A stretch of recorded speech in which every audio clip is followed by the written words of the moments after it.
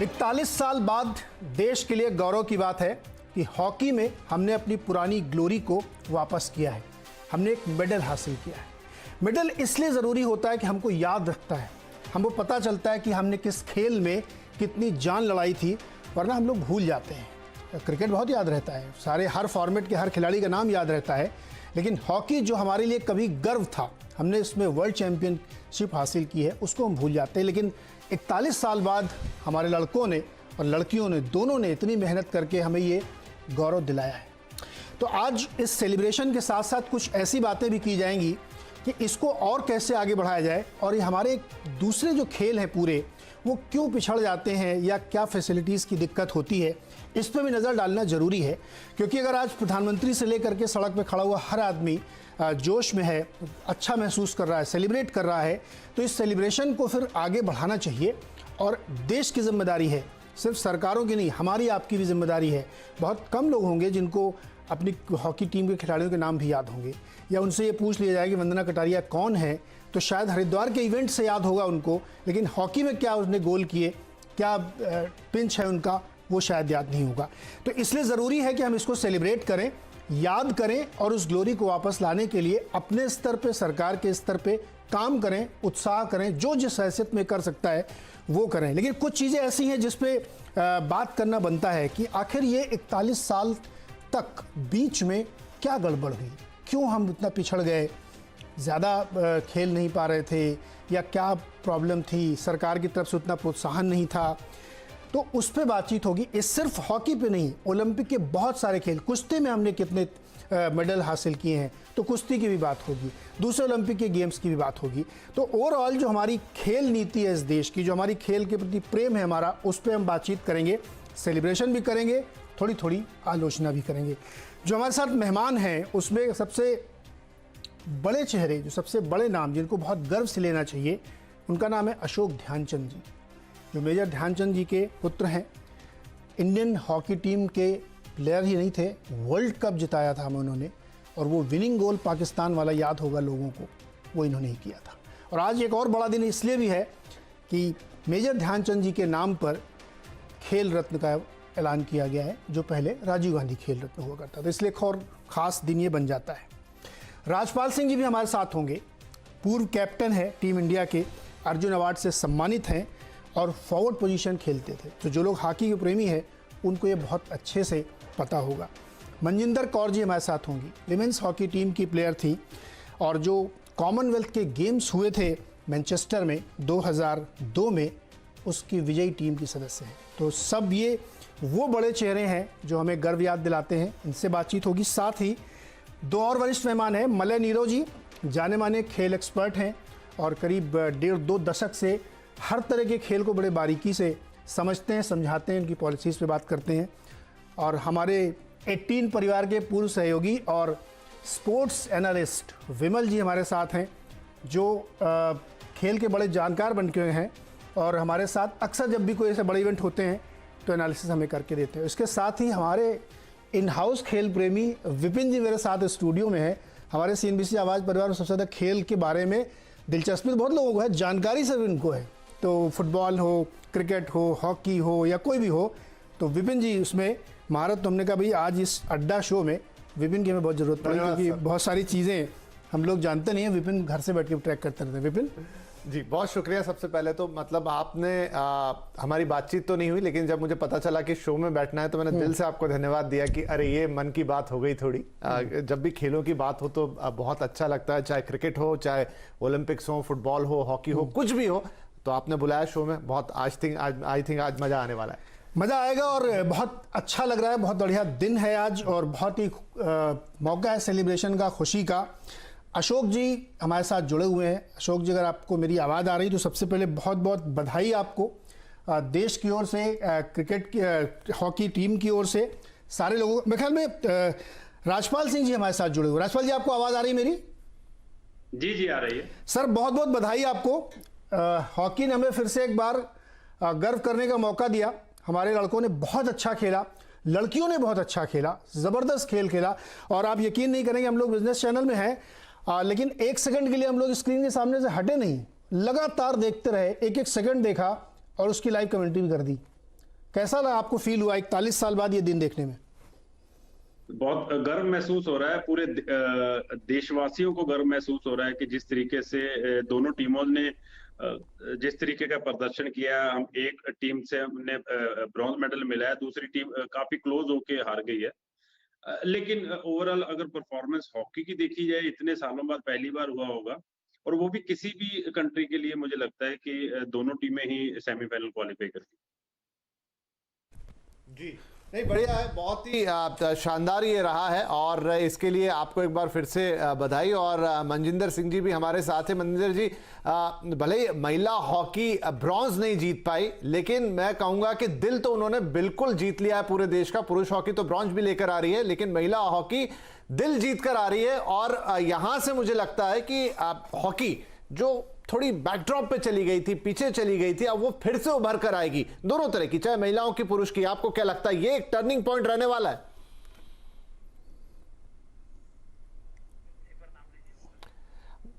मनजिंदर जी, आपसे सवाल। आप म्यूट पे हैं मैम, अगर हटा दें तो हम सुन पाएंगे आपको।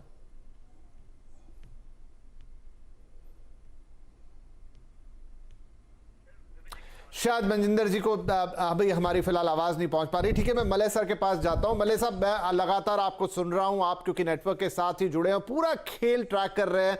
आज सुबह भी हमने आपको सुना, हॉकी में भी सुना, पहलवान जब हमारे लड़ रहे थे तब भी सुना। तो जैसा जो सवाल मैंने उनसे पूछा वही सवाल आपसे है कि ये जो दोनों इवेंट, अगर अभी हम हॉकी से शुरुआत करें और खेलों की बात करेंगे, मेंस हॉकी ने जो प्रदर्शन किया, मेडल की तो बात अलग है, ब्रॉन्ज है, सिल्वर है, गोल्ड है, और वुमेन्स टीम ने जो प्रदर्शन किया, क्या ये इंडियन हॉकी के लिए एक टर्निंग पॉइंट है सर? बिल्कुल है, इसमें कोई शक नहीं कि ये हॉकी के लिए टर्निंग पॉइंट है।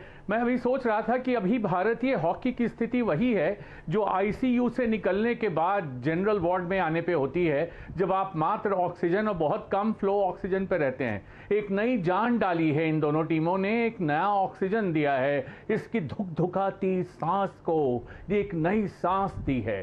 क्योंकि अभी तक जो सांस धुकधुका रही थी वो चल रही थी अशोक भाई और राजपाल भाई जैसे लोगों के कारनामों पर। आज हम कह रहे हैं कि हॉकी से आने वाले युवा पीढ़ी को बहुत प्रोत्साहन मिलेगा। जरा याद करिए इन लोगों के कारनामे, और इस युवा पीढ़ी को जो आज खेल रही है उसको कहां से प्रोत्साहन मिला? उसको प्रोत्साहन इन्हीं लोगों से मिला। ये अलग बात है कि हॉकी बदली, चीजें बदली। 1976 में एस्ट्रोटर्फ आया, हॉकी का स्वरूप बदला, हॉकी का स्टाइल बदला, कौशल की कमी जो आर्टिस्टिक हॉकी थी, एशियन हॉकी, वो बदला। लेकिन इन बदलावों को आत्मसात करते हुए आज भारतीय हॉकी पुरुष टीम और महिला टीम दोनों ने इसको उस हद्दे पे, उस जगह पे लाके खड़ा किया है जहां से हम आगे देख सकते हैं मील का पत्थर। मील का पत्थर है। राजपाल जी, एक बार फिर से आपके पास आता हूं। जब आप खेलते थे और ज़बरदस्त माहौल था उस समय, फिर लेकिन धीरे धीरे हम सब लोग, देश के लोग भूल जाते हैं, मतलब खिलाड़ियों को, हॉकी को। जब कोई जीत के आता तो हम बहुत शाबाशी देते हैं, ताली बजाते हैं, और 2-3 दिन तक देश में माहौल रहता है। लेकिन फिर लोग भूलने जाते हैं, जिसका इंक्लूडिंग मी, हम सब लोग उसके एक कल्प्रिट हैं, जो कि मैं एक्सेप्ट भी करता हूं कि हम लोग उसको वो चीज़ नहीं देते। लेकिन आज इस मौके पे मैं इसलिए कह रहा हूं क्योंकि अब शायद वो मौका है जहां पे दोनों ही टीमों ने हमारे वो प्रदर्शन करके दिखाया कि अब इस मोमेंटम को छोड़ना नहीं चाहिए, तोड़ना नहीं चाहिए, और इसको और आगे बढ़ाना चाहिए। राजपाल जी, आपसे समझना चाहता हूं मैं कि उस मूवमेंट में और जब आप खेलते थे, आज के मूवमेंट में क्या फ़र्क है, और हम लोग किस चीज़ के लैग कर जाते हैं जिससे हम भूल जाते हैं, हम उस चीज़ को मेंटेन नहीं करते? देखिए, मैं पर्सनली ये समझता हूं कि किसी भी स्पोर्ट्स को किसी भी कंट्री में अगर आपने बनाए रखना है तो उसके लिए जीत बहुत जरूरी है। अगर आज हम हॉकी की बात कर रहे हैं या किसी भी स्पोर्ट्स की बात कर रहे हैं जो ओलंपिक्स में मेडल लेके आए हैं, उसमें उनकी जीत का बहुत बड़ा हाथ रहता है। हाँ, कहीं ना कहीं हमारी जो परफॉर्मेंस रही है हॉकी की, अगर अच्छी नहीं रही है, इसी वजह से ही लोगों ने किसी और स्पोर्ट्स की तरफ ध्यान दिया। अगर मैं एक एग्जांपल दूं कि 1982 में हम पाकिस्तान से 7-1 से हार गए थे, और 1983 में हम वर्ल्ड कप जीते थे क्रिकेट का। तो कोई भी देशवासी है वो हमेशा जीत की तरफ जाएगा। तो मुझे लगता है वो एक टर्निंग पॉइंट था जब हॉकी से लोगों का ध्यान हटकर दूसरी स्पोर्ट्स की तरफ गया। अच्छी बात भी है कि हमें दूसरी स्पोर्ट्स को भी उतना ही इनकरेज मिलना चाहिए जितना हॉकी को पहले मिलता था। लेकिन कहीं ना कहीं हमारे अभी मैं ब्लेम नहीं करना चाहता, कहीं ना कहीं गलतियां रही का म्यार काफी नीचे आ गया था। लेकिन धीरे धीरे उन प्लेयर्स को खिलाड़ियों को भी क्रेडिट जाता है। स्पेशली मैं बोलूंगा कि जब हम 1998 में एशियन गेम जीते, फिर उसके बाद बहुत अच्छा हमारी परफॉर्मेंस रही 2000 सिडनी ओलंपिक में, उसके बाद चैंपियंस ट्रॉफी में बहुत अच्छी परफॉर्मेंस रही। बैड लक था जब जुगराज को चोट लग गई थी। तो मुझे लगता है कि वो काफी अच्छा दौर चल रहा था हॉकी का। धीरे धीरे थोड़ा कम आ गया हम, क्योंकि हॉकी को दूसरी गेम्स के साथ हम उसका जो कंपैरिजन करने लग जाते हैं। हर गेम का अपना अपना एक फील्ड है, अपने स्पेक्टेटर्स हैं, लवर्स हैं। तो मुझे लगता है जिस तरीके से हॉकी को प्यार मिल रहा है हिंदुस्तान में, मुझे लगता है बहुत ज्यादा। नहीं, बिल्कुल बहुत बढ़िया है। और मनजिंदर सिंह जी कौर साहब के पास में एक बार फिर से जाता हूं। मनजिंदर जी, जो अच्छा हुआ है ना वो ये हुआ है कि देखिए मेंस हॉकी के जलवे तो हमारे पास पहले भी है कहने के लिए, इतने सारे पहले के गोल्ड मेडल, मेजर ध्यानचंद और अभी के भी परफॉर्मेंस, और बीच में भी ऐसा नहीं है हॉकी ने किया है, वो कंसिस्टेंसी नहीं थी। लेकिन वुमेन्स हॉकी जिसके लिए गर्व करने के लिए शायद एक वो पिक्चर ही हमारे पास थी, चक दे इंडिया, जिसे देख के अच्छा लगता था, लेकिन एक्चुअल में जब वो जमीन पर उतरी, मतलब वुमेन्स हॉकी आज इतिहास में पहली बार उसने जगह बनाई अपनी टॉप 4 टीम्स में। और ठीक है, दुर्भाग्य से हम हार गए ब्रॉन्ज, लेकिन जो लड़कियों ने खेल दिखाया और जो एक ललक जगाई है, आप क्या कहेंगे कि मेंस हॉकी तो ठीक, लेकिन वुमेन्स हॉकी के लिए देश के अंदर ये बहुत बड़ा टर्निंग पॉइंट है? बिल्कुल सर, देखिए जैसे इतने टाइम के बाद सबसे बड़ी बात तो हमारे लिए खुशी कि हम ओलंपिक्स में फर्स्ट 4 में, जो कि किसी ने भी ये इतना एक्सपेक्ट नहीं किया था कि हम लोग यहाँ तक पहुंचेंगे। उसके बाद जो हमारी लड़कियों ने जैसे ऑस्ट्रेलिया को हराया, उसके बाद बेशक हम सेमीफाइनल में लूज किया, बहुत ही अच्छी गेम हुई है उसमें। और ये मतलब अनएक्सपेक्टेड, चलो हम हारे हैं लेकिन फिर भी ये जो ओलंपिक्स के फर्स्ट 4 में आना, ये किसी मेडल से कम नहीं है। लेकिन जो ये सर इतने लंबे से हॉकी टीम को, जैसे मेंस है, मेंस की टीम अच्छी है, मेंस को फिर भी थोड़ा बहुत सर एक्सपोजर मिलते हैं, लेकिन उसके अकॉर्डिंग लड़कियों को काफी कम मिलते हैं। यही होता है शुरू से कि लड़कियां तो पीछे हैं, लड़कों की टीम ऐसे है हर गेम में, ठीक है ना। लेकिन आज जैसे हॉकी का हुआ तो हर छोटा छोटा बच्चा हर गली में सबको लगेगा नहीं नहीं हॉकी तो बहुत अच्छी गेम है। तो अब हॉकी का जो हमारा फेम है वो वही 80 जो पहले था लड़कियों का 82 में जब गोल्ड मेडल था, वही फिर माहौल दोबारा से रिपीट हो गया। तो ये हमें बहुत ही एक अच्छा टाइम है कि हम आने वाले ओलंपिक्स में, जैसे हम लोगों ने आज हमारी टीम कल जो जैसे भी हम खेले हैं, आने वाले टाइम में भी अब इंडिया का एक प्रेशर बन जाएगा कि नहीं जो इंडियन टीम है वो ऐसे नहीं बहुत अच्छी है।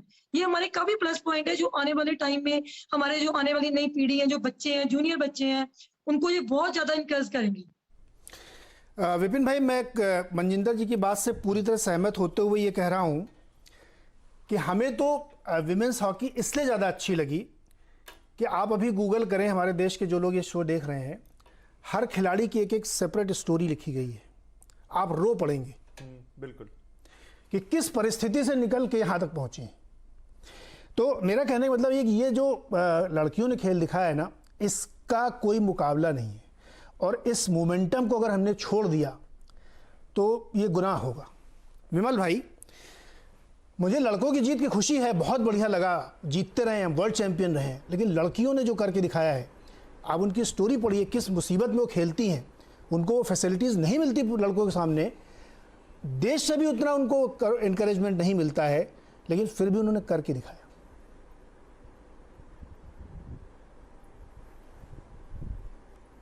विमल जी बिल्कुल नीरज, अगर आप देखें लड़कियों की उपलब्धि कई मायनों में ऐतिहासिक है। देखिए, पहला नंबर आपको 2-3 चीजें समझनी होंगी। हमारा पुरुषों का जो इतिहास रहा है स्वर्णिम रहा है, 8 गोल्ड मेडल और सारी चीजें हमें पता ही है। भले ही हम पिछले कुछ सालों से ओलंपिक में नहीं पहुंच पा रहे थे सेमीफाइनल में, लेकिन लड़कियों के पास क्या था? कुछ नहीं। 1980 में इन्होंने भाग लिया ओलंपिक में, उसके बाद 36 साल कुछ नहीं। 36 साल बाद ये रियो में पहुंचे। उस ओलंपिक में मैं था, वहां पर कवर कर रहा था। इस टीम को कोई पूछने वाला नहीं था, कोई इन पर स्टोरी नहीं करने वाला। रानी रामपाल के हम लोगों ने इंटरव्यू किया, कोई मीडिया वाला नहीं पहुंच रहा था उन पर, बड़ी नाराज थी वो सारे मैच हार गई। यहां पर और अब इस ओलंपिक से ठीक पहले उनकी रैंकिंग, वर्ल्ड रैंकिंग 13-14 पे थी, करीब 6 महीने पहले। 13-14 की रैंकिंग से ओलंपिक से ठीक पहले उनकी रैंकिंग 9 हुई। 9 के बाद ये रैंकिंग वाली टीम टूर्नामेंट खत्म होने, ओलंपिक खत्म होने के बाद चौथे नंबर पे। ये अपने आप में बहुत बड़ी चीज है, क्योंकि अगर भारतीय हॉकी का इतिहास उलट कर देखें, और इसमें पुरुषों की भी टीम को आप इंक्लूड कर लीजिए, कभी भी ऐसा नहीं हुआ कि 9वें नंबर की टीम, 9वें रैंकिंग की टीम ने सेमीफाइनल तक में जगह बनाई है। तो ये अपने आप में दर्शाता है कि भाई ये कितनी बड़ी अचीवमेंट है। मेडल आए या ना आए वो उसको आप भूल जाइए कि एक टीम जिसने खेलना ही शुरू किया 36 साल बाद, अभी रियो में गए थे, जुम्मा कहते हैं जिनको 8 दिन नहीं हुआ है, वो टीम जिससे कोई उम्मीद नहीं थी, उन्होंने सबसे बड़ा अपसेट किया, ऑस्ट्रेलिया को उन्होंने बाहर कर दिया। और तब जबकि वो शुरू के 3 मैच बुरी तरह से हारे थे। तो इस टीम की जितनी भी आप कहानियां करें, इनके इतने स्टार, आपको यकीन नहीं होगा। आपने चक दे इंडिया देखी, फिल्म है, लेकिन इनकी स्टोरी देखेंगे तो आपको लगेगा ये कहानी फिल्मी नहीं, मतलब यकीन ही नहीं होगा। लड़कियों की कहानी देखिए, कोई किसी लड़की के पिता जो हैं दारू पी के पीटा करते थे, वो लड़की स्केप के लिए कि नहीं घर में मार ना पड़े, 1 जून का खाना मिल जाए, उसके लिए हॉकी अडॉप्ट किया। हमारे यहां वो सिस्टम नहीं है, क्योंकि लड़कियों को हम वैसे भी इनकरेज नहीं करते हैं। दूसरी चीज, आप जब पुरुषों की हॉकी टीम की बात करते हैं, यहां पर अभी भी आपके पास एक बहुत बड़ा पूल है। अभी भी पूरे देश में बहुत सारे लोग अलग अलग हिस्सों में हॉकी खेलते हैं। महिलाओं की हॉकी, आप कितने लोगों का, आप मुझे बताइए, जो महिला लड़कियों का आप हॉकी खेलते देखते हैं आस पड़ोस में, आप बताइए। आपको जाना पड़ेगा, दिल्ली में आप जाइएगा, नेशनल स्टेडियम में कैंप में लड़कियां दिखेंगी, गांव वगैरह में कुछ। तो आपके पास टैलेंट पूल कम है। अनलाइक फॉर ओवरसीज कंट्री, आप अर्जेंटीना में जाइए, नेशनल स्पोर्ट्स नहीं है, लेकिन वहां की लड़कियां, इतने सारे क्लब्स हैं, वहां पर आपको लड़कियां खेलते हुए मिल जाएंगी। आप ऑस्ट्रेलिया से तो तुलना ही नहीं कर सकते हैं, हर मोहल्ले में हॉकी स्टिक लेके घूम रहा है। तो जो संसाधन हमारे पास कुछ नहीं है, हम 1 पैसे खर्च नहीं करते हैं, जरा भी उत्साह नहीं बढ़ाते, उसके बावजूद ये लड़कियां इतनी दूर तक पहुंची हैं, ये तो मतलब चमत्कार मैं मानता हूं इसको। जी मलय साहब, अब देखिए हो गया बढ़िया, आज हम बातचीत कर रहे हैं, बहुत गर्व मना रहे हैं, बड़ी बातचीत हो रही है चारों तरफ, मीडिया में जय जयकार, और बहुत सारे इनाम भी दिए जाएंगे जब ये टीमें लौट कर आएंगी। लेकिन दिक्कत ये है कि कहीं फिर वही कि महीने 2 महीने बाद ये चीजें कहीं बैकड्रॉप में चली जाएंगी, कोई ना ऐसा टूर्नामेंट होगा, ना कोई ऐसी चीजें होंगी। अगले ओलंपिक तक जाते जाते या तो याद आएगी कि भाई पिछले ओलंपिक में ये प्रदर्शन था। लेकिन अभी हम जो पूरी दुनिया का ऑर्डर देख रहे हैं सर, हर बड़े देश ने या दूसरे देशों ने सारे गेम्स को इंस्टीट्यूशनलाइज कर दिया है। मतलब एक बहुत बढ़िया इंफ्रास्ट्रक्चर है सबके पास अपने गेम्स को ऊपर बढ़ाने के लिए। हॉकी अच्छा कर गई, लेकिन ये अच्छा करे, अगले में मेडल लाए या गोल्ड मेडल तक जाए, क्या वो व्यवस्था हमारे देश में है? Malay sir.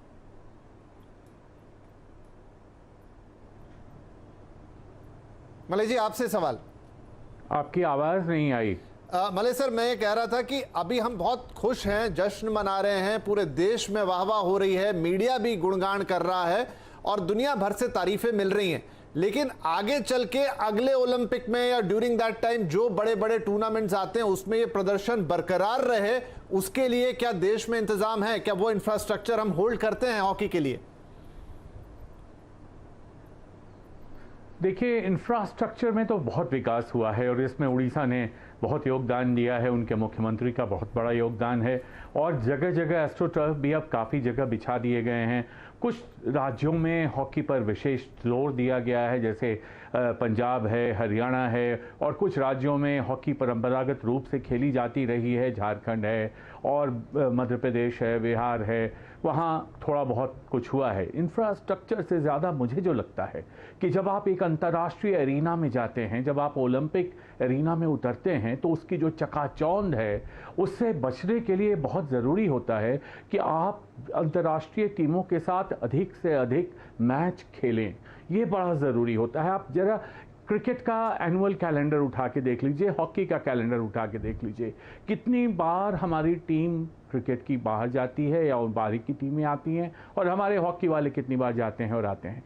तो इस तरह से अगर हम हॉकी का विकास करना चाहते हैं और अपने बच्चों को, अपनी लड़कियों को इसमें और आगे बढ़ाना चाहते हैं, तो उन्हें इंटरनेशनल एक्सपोजर और नेशनल एक्सपोजर दोनों देने की बहुत ज़रूरत है, सबसे पहला। दूसरा कि पहले जैसे हॉकी में होता था कि प्राइमरी स्कूल लेवल से, primary, secondary, higher secondary, intermediate, college, university level से लेकर national, state level, national level, उस तरह से प्रतियोगिताएं होती थीं जिनमें आप टैलेंट सर्च करते थे, प्रतिभाओं की पहचान करते थे और सर्च करने के बाद उसको आप चिजल करते थे, उसको तराशते थे।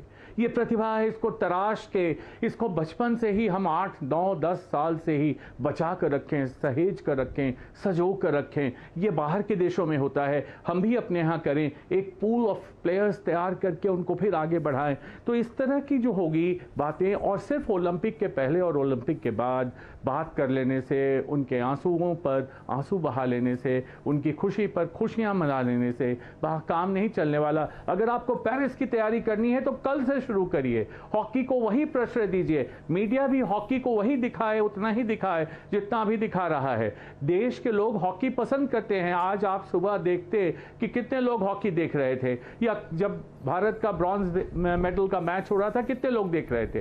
तो जब इस तरह की स्पर्धा होगी, अंतर्राष्ट्रीय स्पर्धा होगी, जिसका पूरा प्रचार प्रसार होगा, तो अपने आप लोगों की रुचि बढ़ेगी। जब विजिबिलिटी बढ़ेगी, जो दिखता है सो बिकता है, जब विजिबिलिटी बढ़ेगी तो अपने आप लड़कियां भी आएंगी और लड़के भी आएंगे, और बचपन से जो छंट के आएंगे, जो पौध छट के आएगी, हर लेवल पर अलग अलग खेलने वाले आएंगे। सिर्फ ये नहीं होगा कि जिन्होंने जीता वो भी एक ही राज्य के हों तो उनको दे दिया जाए 50 लाख रुपया, 9 लोगों को एक राज्य के 50 लाख रुपया, बाकी राज्य के मुख्यमंत्री भी दें, या फिर एक ही मुख्यमंत्री सबों को दें। इस तरह की बात जब तक नहीं होती तब तक हॉकी का विकास ऐसे ही धुक धुका कर पहले वेव के बाद सेकेंड वेव के लिए बड़ी प्रतीक्षा करनी होगी। नीरव सर, मैं कुछ तथ्य रखना चाहता हूँ, आंकड़े देश के सामने रखता हूँ, समझ में आएगा कि हम कितना करते हैं। आज हम ताली बजा रहे हैं, खुश हो रहे हैं, हरियाणा सरकार कह रही है हम 2.5 करोड़ देंगे,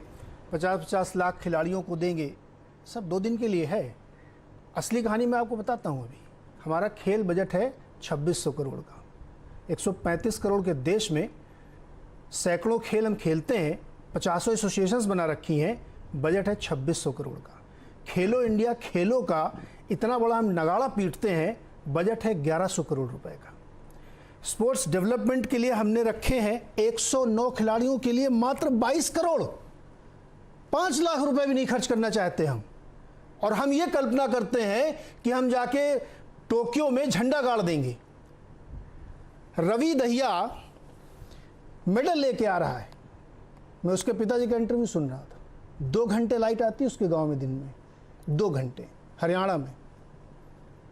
हम बड़ी बड़ी बातें करते हैं कि हम तो बहुत पैसा खर्च कर रहे हैं, 2500 करोड़ का हमारा बजट है, घटा दिया गया है। और हम एक्सपेक्ट कर रहे हैं कि खेल से जीते। जब मैंने विपिन से कहा कि वो 11 स्टोरी पढ़ी, मेरे आंसू निकल आए कि बिना किसी मदद के वहां तक लोग पहुंचे हैं। और हमको लगता है कि हम मेडल नहीं लाए, क्यों नहीं जीत पाते हैं। ये वजह नहीं जीत पाते हैं। 1700 टर्फ है फॉरेन की एक कंट्री के अंदर हॉकी खेलने के लिए, हमारे यहाँ 40 नहीं है।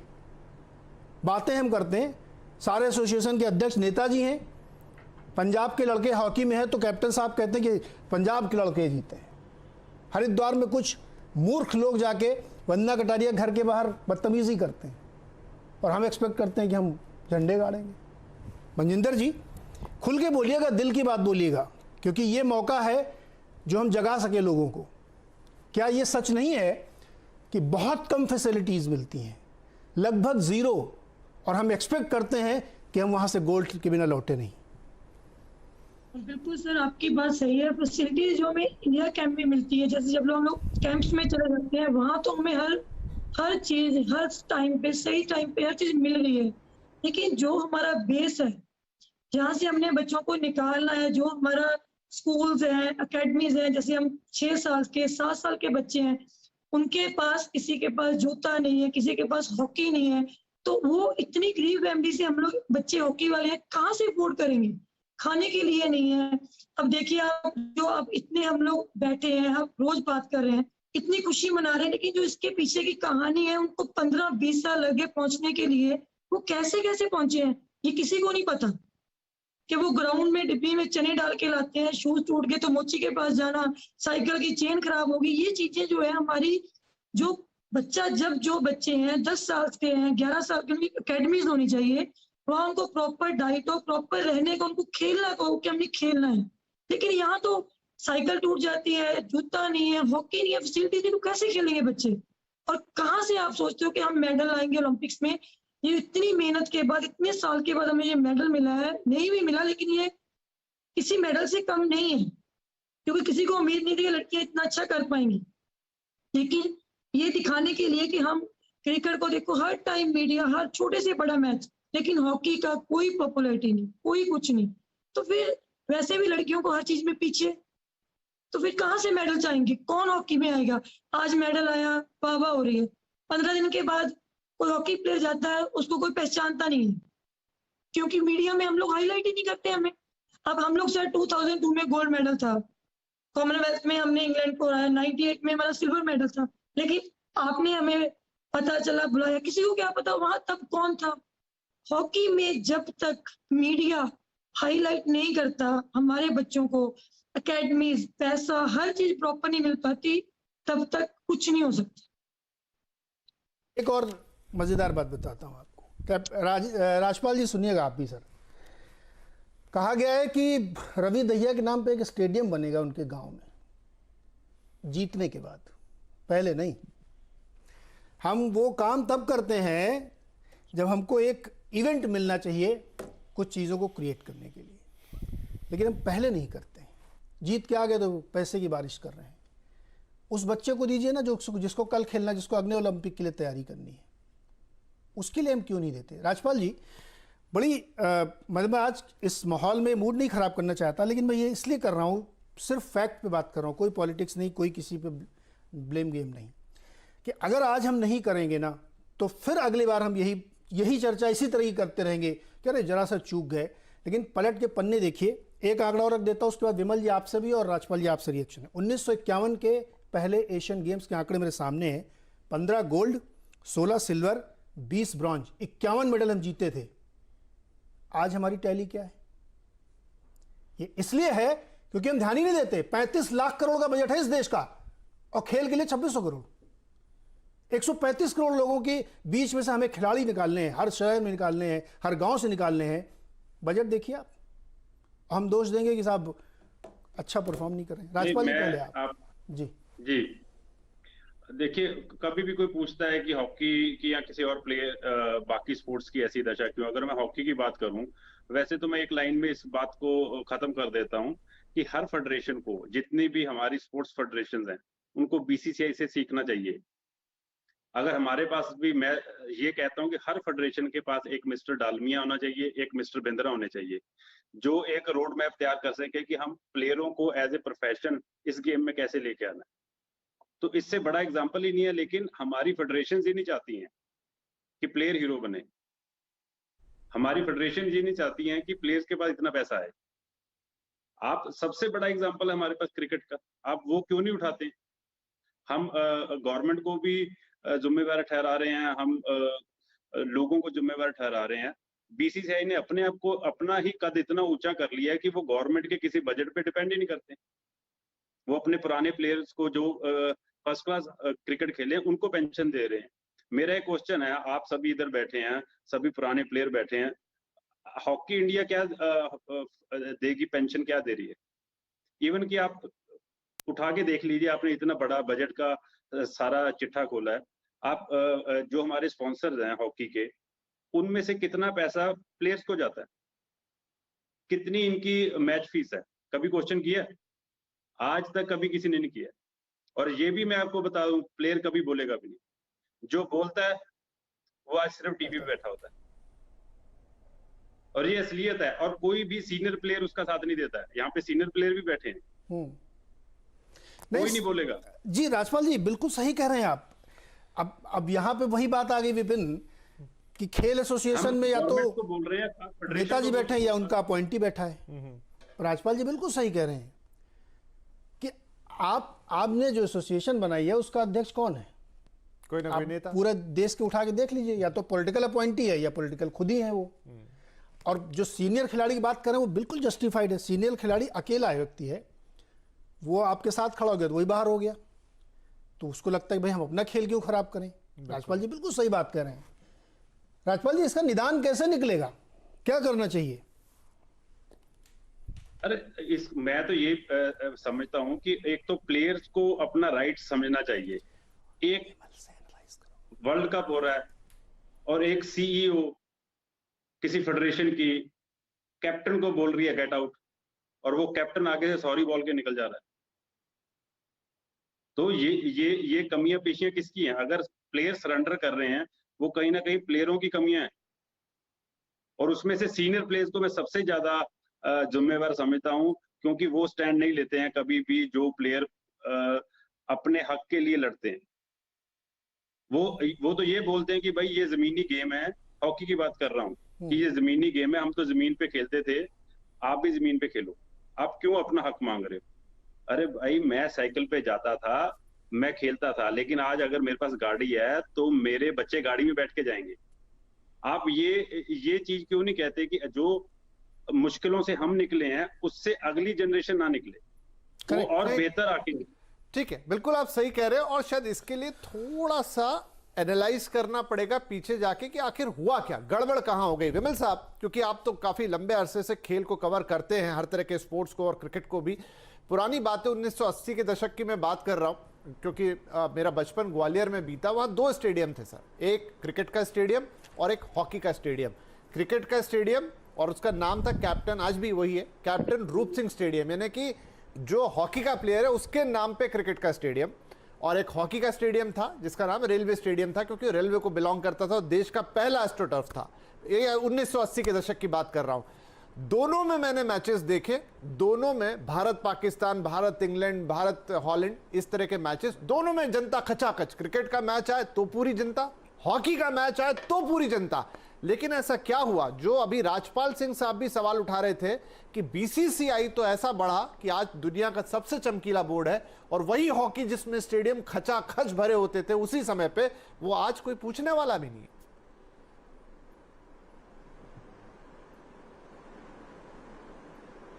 विमल भाई। बिल्कुल, मैं आपको मैं आपको, विपिन जी, मैं आपको इसका मैं सारे लोगों की बात सुन रहा था और मैं सबके पॉइंट को नोट कर रहा था। पहला नंबर, राजपाल जी ने जो बातें कही मैं बड़ा समर्थन करता हूं, लेकिन एक बात से मैं एकदम बिल्कुल इत्तेफाक नहीं रहता हूं कि सीनियर प्लेयर और प्लेयर को स्टैंड लेना चाहिए, क्योंकि प्लेयर इनसिक्योर कम्युनिटी होती है। आप जब टीम में आते हैं, आपको कब बाहर हो जाएंगे, आपका पूरा करियर दांव पे रहता है। और हॉकी प्लेयर तो छोड़ दीजिए, यहां हमारे क्रिकेट के सुपरस्टार किसी बात पे स्टैंड नहीं लेते, वो चयनकर्ताओं से नहीं भिड़ते हैं, बीसीसीआई से नहीं भिड़ते हैं। विराट कोहली को आपने कब स्टैंड लेते हुए देखा है? तो लेट्स नॉट फॉरगेट दैट, ठीक है? तो वो चीज तो मैं प्लेयर से एक्सपेक्ट नहीं कर रहा हूं कि वो एक स्टैंड ले। दूसरी चीज, हॉकी गर्त में क्यों गई? देखिए, एक बहुत अच्छा कंपैरिजन है आपके पास क्रिकेट से। वेस्ट इंडीज की क्रिकेट, जैसे हम हॉकी में डोमिनेट करते थे, वेस्ट इंडीज करती थी 70s 80s में। वेस्ट इंडीज ने क्या किया, अपनी क्रिकेटर को और दिग्गजों को छोड़ दिया, ना उनके लिए पेंशन, ना उनको कोचिंग में इन्वॉल्व किया, उनकी क्रिकेट नीचे चली गई। हमारे साथ भी यही हुआ। मैं आपको एकदम पर्सनल आपको एग्जाम्पल देता हूं। 2003-4 की बात है, धनराज पिल्ले उस टीम में थे, जुगराज थे, सारे स्टार थे। ये ऑस्ट्रेलिया में गए, सीरीज जीत के आए, चैंपियंस ट्रॉफी में इन्होंने बहुत अच्छा किया।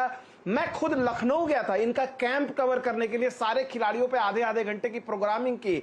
असंभव था कि हॉकी खिलाड़ियों पे आधे आधे घंटे के शो टीवी चैनल में चल रहे थे, लेकिन केपीएस गिल उस समय फेडरेशन के अध्यक्ष थे, उन्होंने 1 महीने बाद सारे रिपोर्टर की एंट्री बंद कर दी नेशनल स्टेडियम में। हम हैरान थे, क्यों भाई, ऐसा क्यों हुआ? तो उन्हें कहा गया कि नहीं आप लोग खिलाड़ियों को हीरो बना रहे हो। हमने बोला भाई, क्रिकेटर के इंटरव्यू होते हैं, वो हीरो बन रहे हैं, आपको क्या ये जीत कर आए हैं?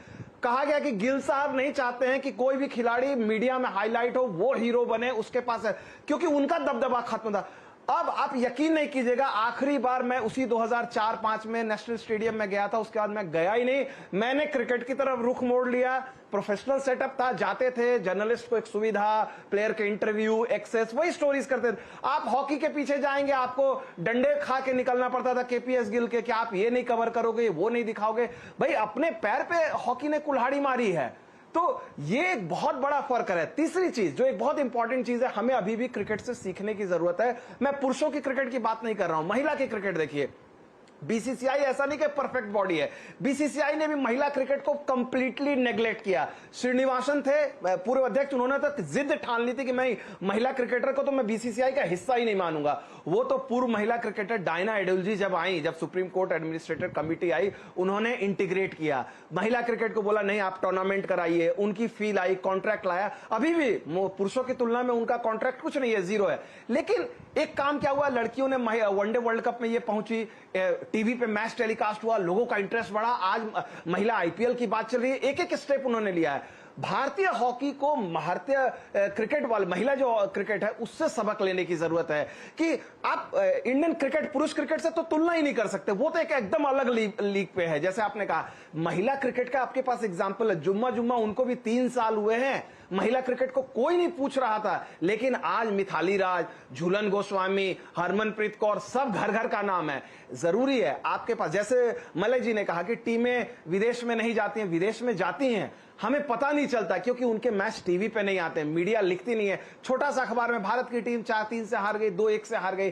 अरे आप कैलेंडर बनाइए, आप इंसेंटिव दीजिए, दूरदर्शन का आपका स्पोर्ट्स चैनल है, आप बाकी स्पोर्ट्स चैनल को फ्री में दिखवाइए, आप स्कूल में कंपलसरी कराइए। आज ओलंपिक सब कोई देख रहा है, 15 दिन का टूर्नामेंट है, सब लोग नहीं देख सकते। आप बताइए स्कूल में स्पोर्ट्स के क्लासेस में कंपलसरी है, हॉकी का मैच होगा, एथलेटिक्स का मैच होगा, आपको आप क्रिकेट के लिए नहीं, आप कीजिए।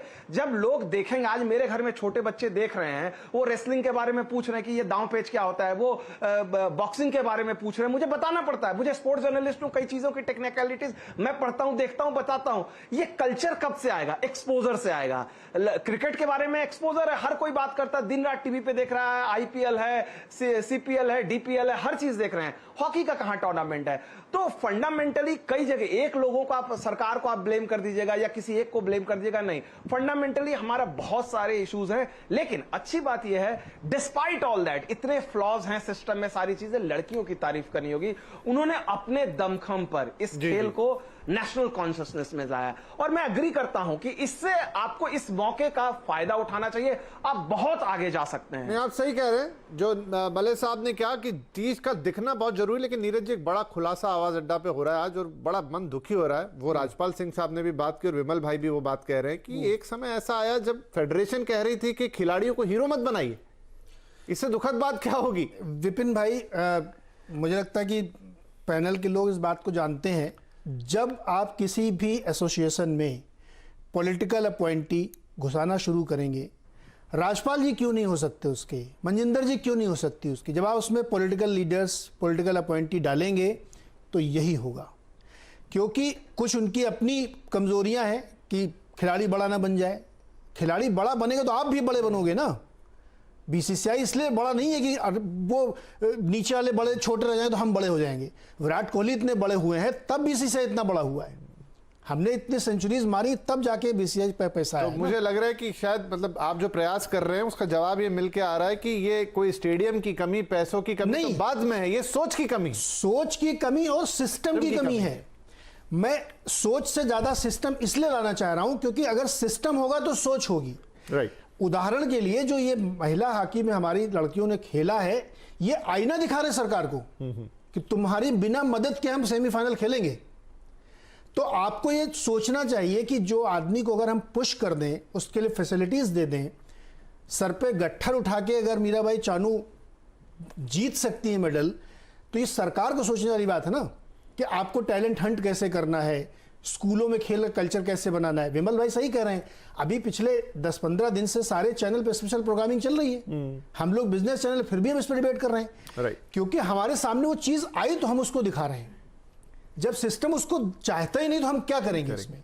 इसलिए मेरा सवाल सिस्टम पे, एक छोटा सा ब्रेक लेना सर, यहाँ पे ब्रेक से लौट के आके इसी बात को थोड़ा और आगे बढ़ाते हैं कि जब तक हम प्रोत्साहित नहीं करेंगे खिलाड़ियों को, हम याद नहीं रखेंगे कि रानी राजपाल कौन है, उन लोगों ने क्या किया, तब तक शायद बात नहीं बनेगी। और ये मौका इसलिए बढ़िया है क्योंकि यहाँ हमने मेडल जीता है। बहुत किसी ने भी बात कही कि जीत के साथ आप याद रखते हैं, तो वो जीत हो गई ना, अब याद रखना पड़ेगा। छोटे से ब्रेक के बाद इस पर चर्चा करेंगे।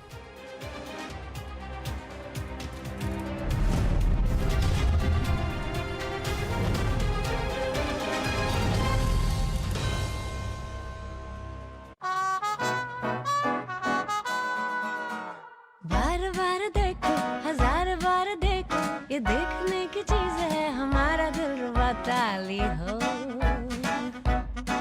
ताली हो. This is my favorite. I like the way I look. I like this. Your wall looks amazing in this one. The wall. Yeah.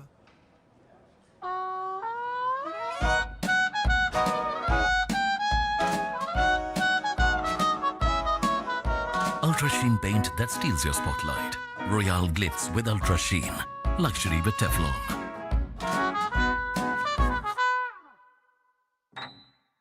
बाजार शुरू होने से पहले कीजिए मुनाफे की तैयारी. दिग्गज काउंटर आपको आज बहुत अच्छी तरीके से चहकते हुए दिखेंगे. जानिए सेंसेक्स और निफ्टी की कैसी होगी चाल.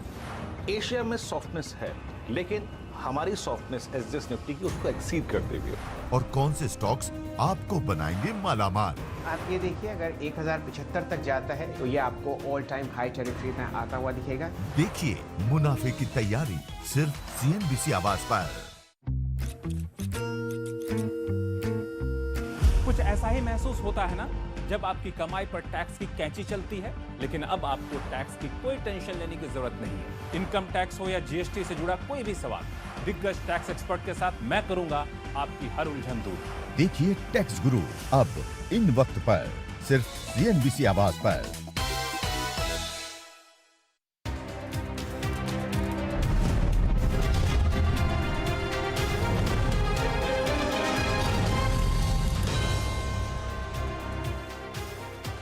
स्वागत है एक बार फिर से आपका आवाज अड्डा में. और आज बातचीत हम लोग कर रहे हैं, सेलिब्रेट कर रहे हैं, रादर हम ये कहेंगे, थोड़ा सा क्रिटिकल हो रहे हैं, लेकिन सेलिब्रेट कर रहे हैं हम अपने ओलंपिक के सारे पार्टिसिपेंट्स को, जिस भी खेल में है. हम ओवरऑल खेल की बातें यहाँ कर रहे हैं, खेल सुविधाओं की बातें कर रहे हैं.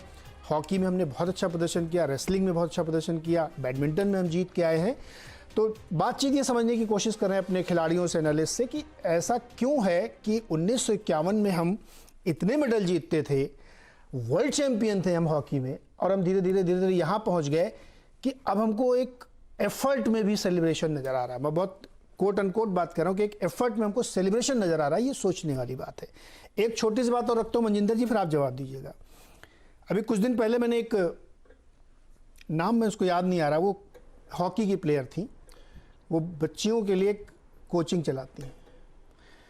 उन्होंने अपना दर्द ये बताया कि उनको साई से, किसी राज्य सरकार से, कहीं से कोई मदद नहीं मिलती है. हस्बैंड वाइफ दोनों चलाते हैं, उनका प्रेम है हॉकी के लिए, और लड़कियों के लिए चलाते हैं, और बढ़िया लड़कियां वहाँ से तैयार होकर निकलती हैं. मनजिंदर जी, ये स्थिति है हमारे देश की. बिल्कुल सर. प्रीतम वॉच है, अर्जुना वॉडी है, गोल्ड मेडलिस्ट है, एशियन गेम में सिल्वर मेडल है. वो उसको बहुत ही ज्यादा इंटरेस्ट है कि उसने अपनी ग्राउंड को, रेलवे के साथ वो नौकरी कर रही है और सुबह शाम वो ग्राउंड में जाती है. और जो नेहा गोयल है, वारसी आज ओलंपिक्स में खेल रही है, शर्मिला है, ये सब उसी ग्राउंड के बच्चे हैं जो उन्होंने अपने हाथ से थोड़ी थोड़ी ग्राउंड करके कैसे बनाई है, कैसे बच्चों को वहां पे उसकी हॉकी शुरू. आज से 16 से 18 साल पहले सर, जब उन्होंने ग्राउंड में सोनीपत में काम करना शुरू किया तो वहां कुछ नहीं था. हम भी गए हैं ग्राउंड में, कोई हॉकी नहीं है, कोई शूज नहीं है. धीरे धीरे बच्चों को कोई सीरियल प्रेस में कोई उसको शूज दे रहा, कोई हॉकी दे रहा. मतलब वो सबसे कह रही कि मेरे को कुछ ना कुछ आप लोग दो. लेकिन फिर भी उसने हिम्मत नहीं हारी. वो सुबह देखो दिल्ली जाती है, फिर ग्राउंड आती है. इतना पैशन हम लोग नहीं कर पाए, लेकिन हम उसको सपोर्ट कर सकते हैं. सबको उसको सपोर्ट करना चाहिए कि जिस ग्राउंड से 3 बच्चे निकले, हो सकता है उस ग्राउंड से कल को 6 बच्चे ओलंपिक्स में आए. लेकिन जो काम करता है, वही जैसे राजपाल जी कह रहे थे, मैं इनकी बात से सहमत हूँ. सब लोग क्यों नहीं काम करना देना चाहते, क्यों नहीं उसको हाईलाइट करते कि वो इतना अच्छा काम करी, उसको सपोर्ट हम क्यों नहीं कर रहे.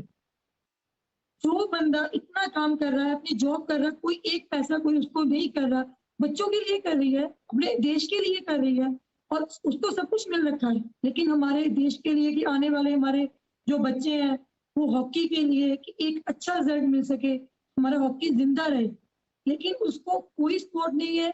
कोई ऐसा काम होता तो हम उसको खींचते हैं. जी कि तो अब कैसे बदलेगा सब कुछ, थोड़ा उस पर आते हैं। मलय साहब, एक उदाहरण हम शायद बेल्जियम से ले सकते हैं। वो पूरी कहानी आपको पता होगी, जब बेल्जियम ने फुटबॉल वर्ल्ड कप में बहुत अच्छा किया तो कहानी चर्चा में आई। इस बार बेल्जियम पुरुषों का गोल्ड जीत चुकी है हॉकी में, बाकी भी उनका प्रदर्शन बहुत अच्छा है। और उनके यहाँ शायद आज से 10 साल पहले ये हुआ कि उन्होंने अपने देश के तमाम साइंटिस्ट और खिलाड़ी और सब अलग अलग तरीके के लोगों का एक ग्रुप बनाया। ग्रुप में चर्चा हुई और फिर एक पूरा वृहद प्रोग्राम तैयार किया गया कि कैसे देश को स्पोर्ट्स के पटल पर ऊपर ले जाया जाए, कैसे टैलेंट को सर्च किया जाए, उसे नरिश किया जाए और उसमें से बेस्ट टैलेंट को आगे बढ़ाया जाए। क्या इंडिया को भी अब अपने गेम्स को कुछ इसी तरीके से इंस्टीट्यूशनलाइज करके आगे बढ़ाने की जरूरत है? क्योंकि अब हम कोई गरीब देश नहीं रह गए सर, हमारे पास पैसे भी हैं, जैसा आपने कहा संसाधन भी हैं। तो क्या कोई एक प्रॉपर प्लानिंग और एजेंडा के साथ हमें आगे बढ़ना होगा, जैसा कुछ देश इस दुनिया के कर रहे हैं और वो मेडल टैली में नजर आता है?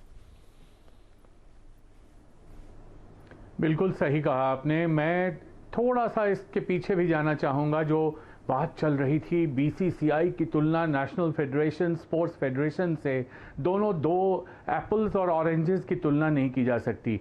एक ओलंपिक चार्टर के अंडर बनी हुई संस्था है, दूसरी अपने आप को निजी कहने वाली संस्था है। दोनों के बीच में आप तुलना नहीं कर सकते। एक संस्था सरकारी खर्चे पे चलती है, सरकार के अनुदान पे चलती है, दूसरी संस्था अपना खर्चा खुद निकालती है, अपने लिए खुद पैसा जमा करती है। और इस ऑटोनॉमी में जब संस्था पर कंट्रोल की बात आती है, सिस्टम उसको अपने कंट्रोल में लेना चाहता है, तो आप ओलंपिक चार्टर की ऑटोनॉमी को ले आते हो। कुल मिलाकर चौधराहट जो है ना संस्थाओं की, ये फेडरेशंस की, उस चौधराहट ने इस खेल को बर्बाद किया है। इस घर को आग लग गई घर के चिराग से।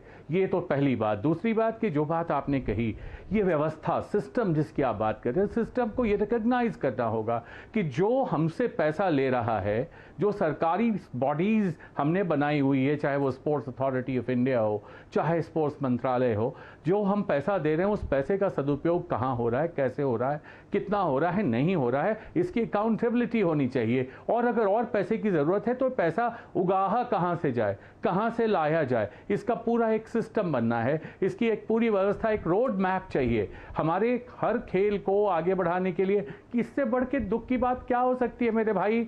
ये बताओ कि तुम्हारे 15 निशानेबाज वहां जाते हैं, आप जानते हो निशानेबाजी में अगर आपकी दिल की धड़कन बढ़ जाती, 150-60 का हार्ट रेट था हमारे निशानेबाजों का, तो आप नहीं जीतोगे। और आपके पास एक स्पोर्ट्स साइकोलॉजिस्ट नहीं है टीम का। इससे बड़े दुख की बात क्या हो सकती है? आप इंफ्रास्ट्रक्चर की बात करते हो, आप बीसीसीआई की बात करते हो। अगर मीराबाई चानू को प्रधानमंत्री ने अमेरिका नहीं भेजा होता इलाज के लिए, तो मीराबाई चानू आज मणिपुर में चूल्हा फूंक रही होती। तो इससे बढ़ के क्या होता है? आपको पहले अपने भविष्य को कैसे आगे लेकर चलना है, इसके लिए एक ब्लूप्रिंट तैयार करिए, एक रोड मैप बनाइए। उस रोड मैप में अकाउंटेबिलिटी फैक्टर हो। ये नहीं हो कि जो बोल देगा वही होगा। आज मैं अध्यक्ष हूं, मैंने कह दिया केपीएस गिल साहब, उनकी भगवान उनकी आत्मा को शांति दे, अगर उन्होंने कह दिया कि नहीं साहब ऐसे खिलाड़ियों का, विमल ठीक कह रहा था, मैंने देखा है इस तरह की बातें होते हुए कि चौधराहट होती है। इस चौधराहट से बड़े बड़े खिलाड़ी यहां बैठ के कोई कुछ भी कह दे, एक भी पुराना खिलाड़ी बोलने को तैयार नहीं होता, क्योंकि उसको ये रहता है कि अगर मैंने कहा तो मुझे कुछ मिलना बंद हो जाएगा, कुछ मिलने की उम्मीद खत्म हो जाएगी, मुझे हो सकता है असिस्टेंट कोच या कुछ कोच बना दें, वो भी नहीं बनाएंगे, ऊपर से मेरे ऊपर परेशानियां आ जाएंगी। कौन ये परेशानी जहद्दम अपने सर पे लेने जाए? छोड़ो, जाने दो इन बातों को। तो मेरा कहना यह है कि let's talk about what needs to be done. अब क्या करना है? जो बीत गई सो बात गई। अब कैसे आप ऐसा करें कि आज जिन लड़कियों के आंसू को देखकर आपके आंसू निकल रहे थे, अब वो आंसू पदकों में बदलें। इसको कैसे काम किया जाए? इसके लिए सबसे पहला जरूरी ये बात है कि आप अपनी एक ब्लूप्रिंट तैयार करिए। आप ओलंपिक में 2024 के पेरिस ओलंपिक से शुरू करके अगले 3 ओलंपिक्स की तैयारी करिए। हर तरह से खेलो इंडिया से ओलंपिक पदक नहीं जीता जाता, खेलो इंडिया से खेलने की संस्कृति पैदा होती है। ओलंपिक पदक जीतने के लिए आपको जो खिलाड़ियों को छांट कर आप लाते हैं, जो टॉप्स स्कीम में जिनको डालते हैं, उनको कॉन्टिन्यूअस ट्रेनिंग की व्यवस्था, उनके लिए पैसे की व्यवस्था। किसी के पास फिजियोथेरेपिस्ट नहीं है, आपने डिसिप्लिनरी एक्शन ले लिया मनिका बत्रा पर। क्यों? क्योंकि उसने कहा कि जो मेरा कोच है उसको आपने अंदर आने नहीं दिया, प्राथमिकता सूची में उसको नीचे नाम डाल दिया। तो हम क्या करें? हम दूसरे कोच से नहीं बात करेंगे, उसके ऊपर अनुशासनात्मक कार्रवाई हो रही है। मोनिका बत्रा पर।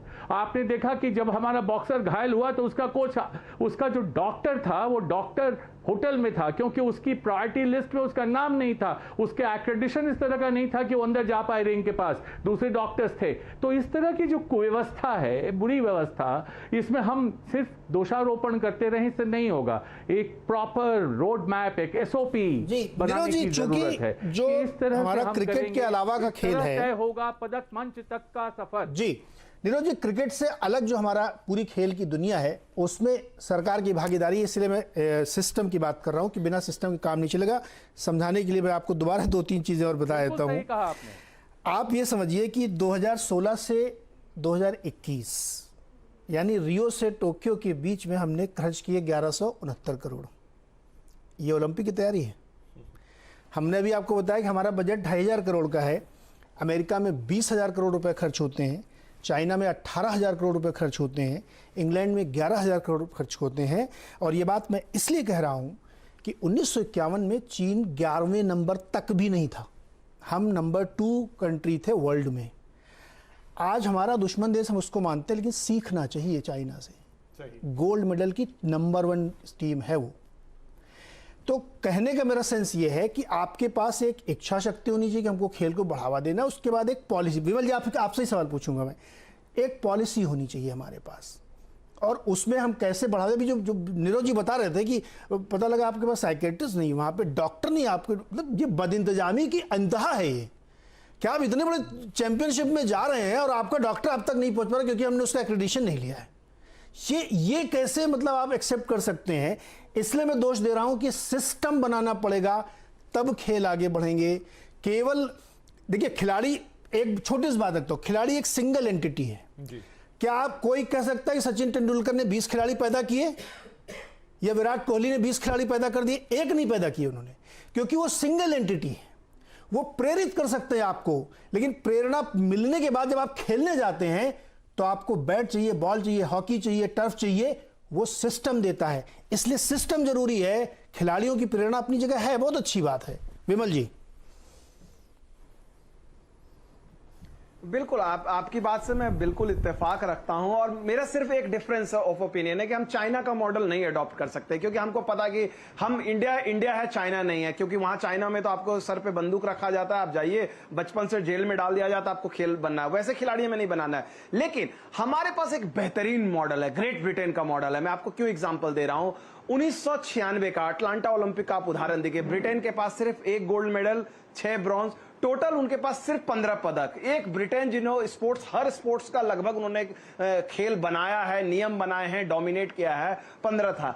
उन्होंने देखा 2012 में उनकी ओलंपिक की मेजबानी है, प्राइवेट फंडिंग का कॉन्सेप्ट लेके आए, और आप उनकी देखिए स्टैंडिंग, टॉप 5 में वो पहुंचे। आज ब्रिटेन के स्टैंडिंग देखिए, यूएसए, चाइना और ब्रिटेन टॉप 5 में ऑलवेज रहेंगे, ऊपर नीचे।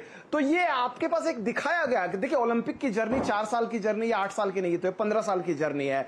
निश्चित तौर पे 2000 अगर आप देखा जाए, जब से हमने 2000 के बाद से हमारी स्थिति बेहतर हुई है, लेकिन और खासकर 2012 में हमने 6 मेडल जीते थे। इस बार अभी हम लोग के 5 हो चुके हैं। मुमकिन है अगले एक दिन में अगर सब चीज किस्मत ने साथ दिया, बजरंग पूनिया और नीरज चोपड़ा अगर 2 मेडल ले आते हैं, तो शायद हमारा ये बेस्ट एवर हो जाएगा। लेकिन जो सबसे बड़ी बात है, आपके पास एक मॉडल अपनाने की जरूरत है। दूसरी चीज जो आपने एक बहुत अच्छी बात जो कही कि भाई आपको एक स्पोर्ट्स पर्सन इंस्पायर कर सकते हैं, आपको एक सिस्टम ऐसा बनाना पड़ेगा। बीसीसीआई, अब मैं अभी हरिंदर सिंह से बात कर रहा था, अभी यूएसए टीम के वो कोच हैं। अब वही हरिंदर सिंह, सोचिए, यहां पर इंडिया में थे, वो मेल्स टीम की कोचिंग कर चुके हैं, फीमेल्स टीम की कोचिंग कर चुके हैं, जूनियर टीम को, उनको आपने उस तरह की तवज्जो नहीं दी, उनको यूएस पूछ रहा है, वो ले गए। उनका एक बड़ा अच्छा सजेशन मुझे लगा। उन्होंने कहा कि भाई इंडिया, मैंने पूछा कि भाई हॉकी को आगे ले जाने के लिए क्या किया जाए। उन्होंने बोला कि आप भाई कंट्री को 5 या 6 रीजन में डिवाइड कर दीजिए, हाई परफॉर्मेंस सेंटर बनाइए, छोटे छोटे जगह से बच्चों को लाइए, फिल्टर कीजिए, नेशनल टीम में भेजिए, आपका पुल बढ़ेगा।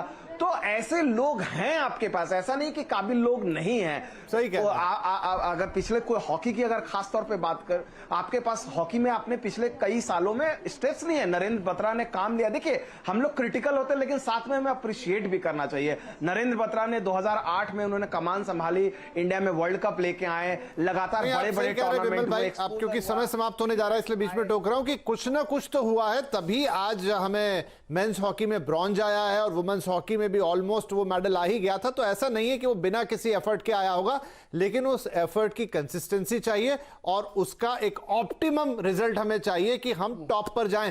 राजपाल साहब, क्या ये उम्मीद की जाए कि यहां से जिस सिस्टम की बात हम लोग यहां कर रहे हैं बैठ के, 100% तो नहीं लेकिन उसकी तरफ एक शुरुआत होती हुई दिखाई देगी? चाहे विमल जैसा मॉडल बता रहे हैं, कोई भी मॉडल आप लेकर आइए, मेन बात है कि कंसिस्टेंटली उसको फॉलो कीजिए और पैसा डालिए। इतनी को सुविधाएं मिलेंगी, चाहे उनकी स्टेट की तरफ से मिले, चाहे सेंटर की तरफ से मिले, चाहे उनकी फेडरेशन की तरफ से मिले, वो अच्छी होनी चाहिए, उसे ज्यादा से ज्यादा होनी चाहिए। अगर वो सुविधाएं मिलेंगी तो प्लेयर अपने आप परफॉर्म करेगा। अगर विमल जी ने बोला है कि हॉकी इंडिया ने क्या, इंडिया बहुत अच्छा कर रही है, लेकिन हॉकी इंडिया, अब मैं वो बात नहीं करूंगा कि बिल्कुल ट्रैक से ऑफ हो जाए, लेकिन hockey India Asian champions trophy जीतने वाली टीम को पर हेड 25,000 रुपये अनाउंस कर रही है और उसको बाहर करा दिया जा रहा है। ये आपको याद नहीं है? जी, शायद संपर्क टूट गया है। शायद संपर्क टूट रहा है और हमारा लोगों का समय भी समाप्त हो रहा है। अशोक ध्यानचंद जी हमारे साथ जुड़ नहीं पाए क्योंकि कुछ तकनीकी दिक्कतें थी, लेकिन उनका भी बहुत बहुत शुक्रिया, उनको बहुत बहुत बधाई। मनिका जी को, मनिंजर जी को, राजपाल जी को, सारे खिलाड़ियों को, चाहे वो हॉकी के हों, रेसलिंग के हों या जो भी ओलंपिक में गया है, मेडल जीता हो या न जीता हो, उन्होंने हमें एक प्राइड का मौका दिया है, इसीलिए हम ये चर्चा कर रहे हैं। विपिन, मेरा बहुत फर्म बिलीव है कि दुनिया में कोई भी काम बिना सिस्टम इन प्लेस के हो ही नहीं सकता, वो खेल हो या कोई और चीज़ हो।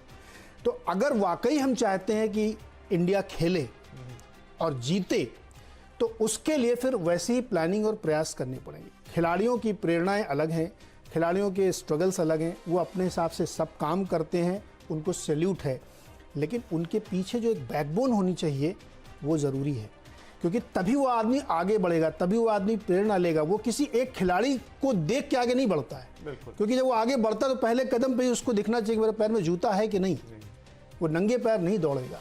तो ये हमें लगता है कि अगर सरकार की या हम लोगों की इच्छाएं हैं कि खेल में हम आगे बढ़ें, तो सिर्फ एक दिन का इवेंट ना हो कि आज हम लोग ये चर्चा कर रहे हैं, सबको बड़ी बधाई दे रहे हैं, 25-25 लाख रुपए बांटे जा रहे हैं और एक हफ्ते बाद हम नाम भी नहीं जाने कि रानी रामपाल कौन। ये स्थिति अगर नहीं चाहते हैं तो हमें लगता है सिस्टम दुरुस्त करना पड़ेगा। बहुत बहुत शुभकामनाएं, बधाई और सचमुच हमें प्राइड फील कराने के लिए बहुत बहुत शुक्रिया। बिल्कुल, और जो आपने कहा कि अब जो पैसे बांटे जा रहे हैं उसी तरह की सोच पहले आए, वो पैसा पहले आ जाए, पहले दो ना, तो वो शायद जिसका हमें ऑप्टिमम रिजल्ट का जो इंतजार है वो भी हमें देखने को मिलेगा। तो बिल्कुल बधाई तो बनती है ना। आई होप कि आप ये जो कार्यक्रम आज है और तमाम इस तरह के कार्यक्रम, इस तरह की चीजें, रिपोर्टिंग, उन्होंने कहा भी मनजिंदर सिंह जी ने, कौर मैम ने, कि मीडिया, हम लोग भी उसको उतना बढ़ावा दें ताकि लोगों की याद में ये चीजें बनी रहे और लोगों को दिखेगा तो स्पोर्ट्स आगे जाएंगे। तो मैं तो इतना कह सकता हूँ, एज ए बिजनेस चैनल जितना हम करते हैं शायद जनरल चैनल भी नहीं करते होंगे, क्योंकि हमारा शेयर कम बनता, फिर भी हम हर स्पोर्ट्स को सेलिब्रेट करते हैं, चाहे जो खिलाड़ी हो, चाहे जो गेम हो, हम उसको सेलिब्रेट करते हैं और हम किसी खेल को ऊंचा या नीचा नहीं मानते। कई जगहों मैंने सुना कि क्रिकेट क्रिकेट क्रिकेट, भाई वो अपने आप खेल रहे हैं ना, मैं उनकी बुराई थोड़ी करूँ, हम चाहते हैं आप भी खेलें, सारे खेल एक साथ बढ़े ना, इसमें कोई दिक्कत नहीं। तो चलिए इन्हीं शुभकामनाओं के साथ कि अगली बार हम किसी इवेंट पे बैठेंगे तो हम इस चीज़ का रोना नहीं रोएंगे, हम सेलिब्रेट करेंगे कि हम बहुत सारे गोल्ड जीत के आएंगे जो हमें चाहिए। बहुत बहुत शुक्रिया, बहुत बहुत बधाई, सभी खिलाड़ियों को CNBC आवाज़ की तरफ से सैल्यूट, धन्यवाद।